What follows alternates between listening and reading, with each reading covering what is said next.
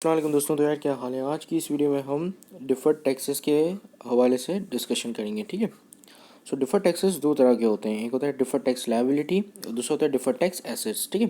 तो आज की इस वीडियो में हम डिफ़र्ड टैक्स एसेट के मुताबिक डिस्कशन करेंगे, ठीक है।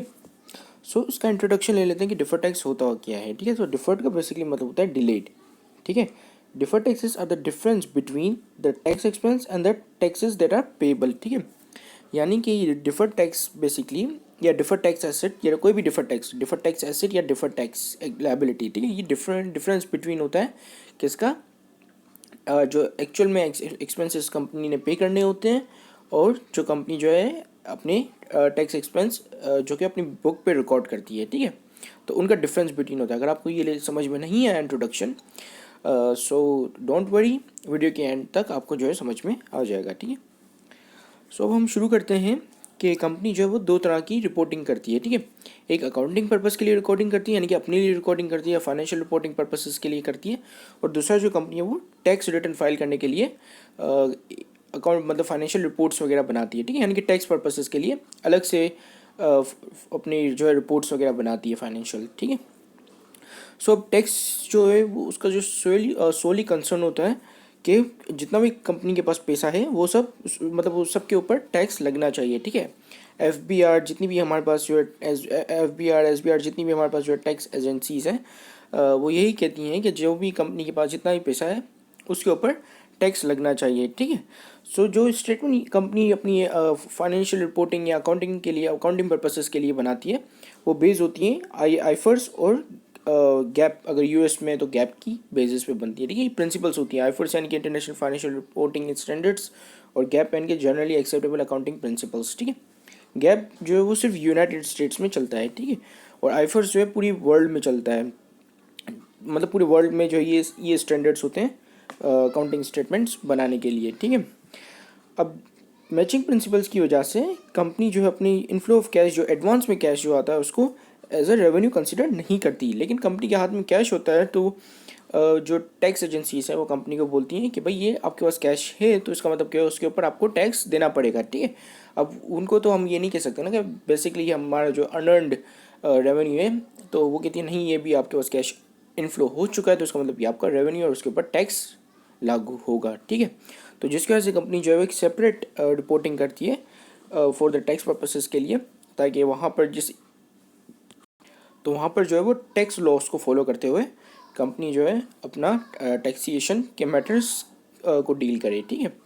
अब दूसरा ये कि कंपनी जो है वो कभी कभार डिफरेंट डेप्रिसिएशन मेथड्स का इस्तेमाल करती है ताकि कंपनी जो है टैक्स डिलेट कर सके, ठीक है। डिफर्ड टैक्स का मतलब यही होता है कि वो टैक्स डिले कर सके, या तो कंपनी पहले दे दे टैक्स, ठीक है, या तो कंपनी जो है उसको डिले कर दे टैक्स को, ठीक है। अब डिले इसीलिए करती है बाज़ वक़्त कंपनीज़ के, हो सकता है कि कंपनीज़ के पास कभी इतना ज़्यादा कैश अवेलेबल हो ना, तो वो क्या करती है अपने जो नॉन कैश एक्सपेंसेस को जैसे डेप्रिसिएशन एक्सपेंस है उसको बढ़ा देती है, ठीक है। बढ़ा ऐसे देती है कि जो टैक्स पर्पसेस के लिए अकाउंटिंग करती है उसमें डेप्रिसिएशन का दूसरा मेथड इस्तेमाल करती है, जैसे एक्सीलरेटिंग मेथड हो गया जिसको डिमिनिशिंग बैलेंस मेथड भी कहते हैं, ठीक है, वो इस्तेमाल करती है।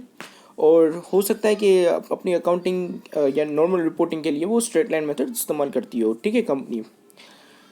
तो अब हम जानते हैं, देखिए एक सिनेरियो है यहाँ पर, ठीक है।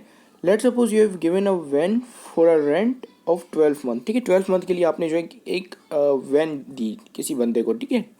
अब the person on the year and means after 12 month, 12 month के बाद उस बंदे ने आपको 13,000 रुपीज़ पे किए, ठीक है। अब देखो जो एक मंथ का रेंट है वो 1,000 रुपीज़ है, ठीक है। यहाँ पे लिखा हुआ है rent for month is 1,000 rupees, ठीक है। लेकिन उसने आपको 13,000 पूरा रेंट दिया, यानी कि जो पिछले उसने 12 मंथ जो वैन को यूज़ किया था आपकी, उसका भी रेंट दिया प्लस एक महीने एडवांस में भी दे दिया, एक महीने का रेंट एडवांस में दे दिया, ठीक है। यानी कि आपको 1,000 रुपीज़ यहाँ पे एडवांस में रिसीव्ड हो गए, ठीक है। So the 1,000 rupees is your unearned. अब ये आप जो है इसको अकॉर्डिंग टू दी IFRS और या गैप ये आपका अनर्नड है, ठीक है, ये आपका रेवेन्यू कंसिडर नहीं होगा, ठीक है। लेकिन FBR बोलेगी कि भाई आपके पास कैश आया तो टैक्स दो इसके ऊपर भी, ठीक है। सो आप जो है वो दो तरह की स्टेटमेंट्स बनाओगे, एक फॉर द अकाउंटिंग पर्पस के लिए और दूसरी फॉर द टैक्स पर्पसेस के लिए, ठीक है। अब देखो अकाउंटिंग पर्पसेस में जो आपने यहाँ पे रेवेन्यू रिकॉर्ड किया है वो 12,000 है, ठीक है। जबकि यहाँ पर जो टैक्स पर्पसेस के लिए बनाया उसमें आपने 13,000 रेवेन्यू रिकॉर्ड किया है, ठीक है। अब ये जो टैक्स पर्पसेस के लिए जो बनेगी वो आप FBR वालों को दिखाओगे कि भाई देखो ये है मेरी अपना क्या कहते हैं इनकम स्टेटमेंट, ठीक है। सो FBR जो है ये जो 13,000 ये आपका रेवेन्यू है और ये आपकी जो एडमिनिस्ट्रेटिव और अदर एक्सपेंसेस यानी कि सैलरीज एक्सपेंसेस है 10,000 की, ठीक है। फिर 10,000 50,000 में से आपने माइनस कर दिया 10,000, फिर ऐड कर दिया 13,000, ठीक है, क्योंकि ये आपका रेवेन्यू है। तो ये आपका कितनी इनकम बन गई 53,000, ठीक है। जबकि यहाँ पर जो अकाउंटिंग पर्पसेस के लिए यानी कि जो एक्चुअल में आपकी IFRS और गैप को फॉलो करते हुए जो आपने स्टेटमेंट बनाई उसमें आपकी जो रेंट रेवेन्यू सिर्फ 12,000 है, क्योंकि 1,000 आपका अर्नड है, ठीक है। उसको अभी तक आपने अर्न नहीं किया है। तो जब यहाँ पे आप 50,000 आपका ग्रॉस प्रॉफिट है, ठीक है, फिर उसमें से माइनस हुए आपके एक्सपेंसेस 10,000, फिर अदर रेवेन्यू में आपका रेंट रेवेन्यू आ गया 12,000, ठीक है।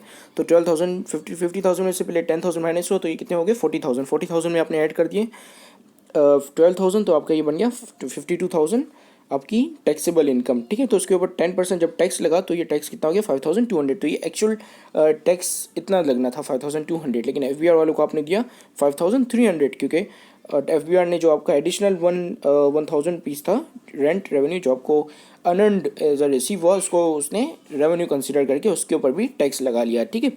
तो जब आपने उसके ऊपर टैक्स दे दिया तो आपको जो है वो FBR को टैक्स कितना देना पड़ा 5,300, ठीक है।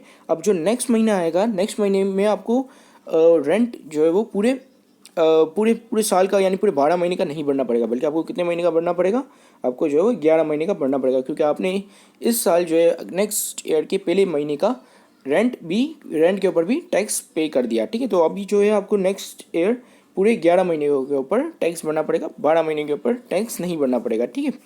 So let me just clear this all. अब देखो यहाँ पर जो आपने 100 रुपये ज़्यादा टैक्स पे कर दिया, यानी कि इस साल का जो था टैक्स वो था 5,200, ठीक है, लेकिन आपने यहाँ पर 100 रुपये ज़्यादा पे कर दिए हैं, ठीक है, FBR वालों को। तो क्या होगा कि जो 100 रुपये हैं ये आगे जाके आपको फ्यूचर बेनिफिट देंगे, यानी कि आपको फ्यूचर में यानी कि जो नेक्स्ट ईयर है उसमें आपको सिर्फ 11 महीनों का रेंट भरना पड़ेगा, पूरे 12 महीने का रेंट नहीं भरना पड़ेगा, ठीक है।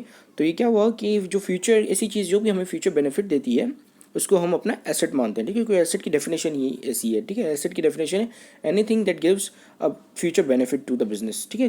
कोई भी ऐसी चीज़ जो फ्यूचर बेनिफिट दे बिजनेस को, दिस इज इट्स एसेट, ठीक है। तो जिसकी वजह से हम इसको हम कहते हैं डिफर्ड टैक्स एसेट, यानी कि ये वो एसेट होता है जो कि आगे जाके हमारा टैक्स कम कर देगा, यानी कि आगे जाके हम 11 महीने का टैक्स भरेंगे, क्योंकि हमने जो है हमारा जो 1,000 रुपये हमें एक्स्ट्रा जो अर्नर मिला था उसके ऊपर जो हमने टैक्स दे दिया 100 रुपये का, ये हमने उसी साल ही दे दिया, ठीक है। लेकिन ये था नेक्स्ट ईयर का हमने इसी ईयर में दे दिया, तो यानी कि नेक्स्ट ईयर में अब हमको सिर्फ 11 महीने का ही रेंट मतलब टैक्स देना पड़ेगा, ठीक है। 11 महीने पे जो रेवेन्यू अर्न होगा उस पर टैक्स देना पड़ेगा, ठीक है। तो अब जिसकी वजह से हम यहाँ पे अपना डिफर्ड टैक्स एसेट यहाँ रिकॉर्ड करेंगे और उसकी जो जर्नल एंट्री होगी वो ये होगी कि जो टैक्स एक्सपेंसेस है वो 5,200 है, ठीक है।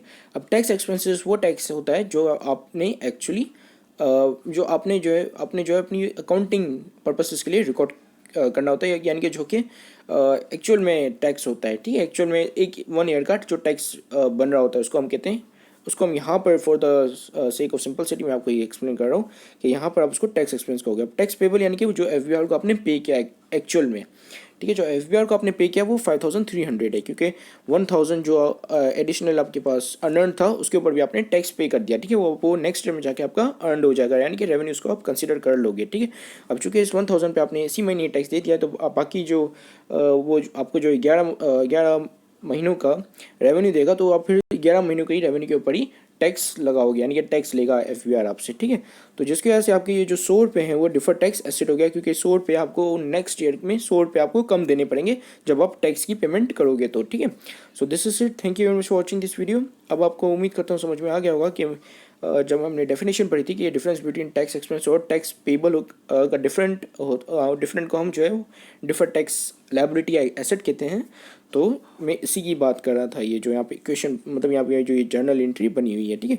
तो ये जो टैक्स एक्सपेंस है हमारा 2,500 और हमारा टैक्स पेबल है 5,300 और उसका जो इन दोनों का जो डिफरेंट है वो 100 रुपये का जो कि हमारा डिफर टैक्स एसेट है। इसी तरह डिफर टैक्स लायबिलिटी के ऊपर भी मैंने एक वीडियो बनाई है और डिफर टैक्स लायबिलिटी बेसिकली यहाँ पे क्रेडिट साइड पे रिकॉर्ड होता है, ठीक है। अब यानी डिफर टैक्स लायबिलिटी तब होता है जब हम हम जो है इस साल कम टैक्स पे करें और अगले साल ज़्यादा टैक्स पे करें, ठीक है। यानी कि इस साल जो है हमने टैक्स को डिले कर दें, तो डिले करते वक्त हम डिफर टैक्स लायबिलिटी रिकॉर्ड करते हैं, ठीक है।